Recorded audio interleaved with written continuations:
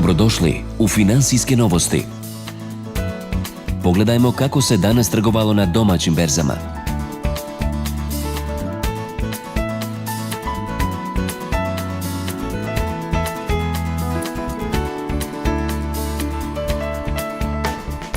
Nagradna igra Pakujemo se za zimovanje koju je organizovala Podravka u Bosni i Hercegovini uz podršku Raiffeisen banke završena je izvlačenjem imena dobitnika nagrada. Budući da je ovo druga nagradna igra koju ove godine realiziramo u suradnji s Raiffeisen bankom, a evo ovo predblagdansko vrijeme je zapravo prigoda da se iskreno zahvalimo svim našim potrošačima koji su se odazvali u ovoj legitimnoj nagradnoj igri Pakujemo se za zimovanje. Glavnu nagradu od 20.000 km na potrošačkoj kartici Raiffeisen banke osvojila je Sanida Mujkanović iz Sanskog mosta. Želim da se zahvalim svima onima koji su došli na ideju da organizuju ovako nešto.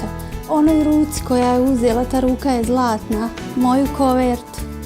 Vegeta je jedan pravi proizvod.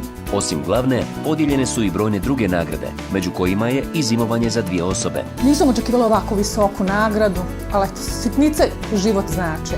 Međutim, baš sam presretna i dalje ću nastaviti da budem konzument Podravkinih proizvoda. Podrškom ovom projektu nastavljena je dugogodišnja uspješna saradnja između Raiffeisen banke i Podravke Bosne i Hercegovine.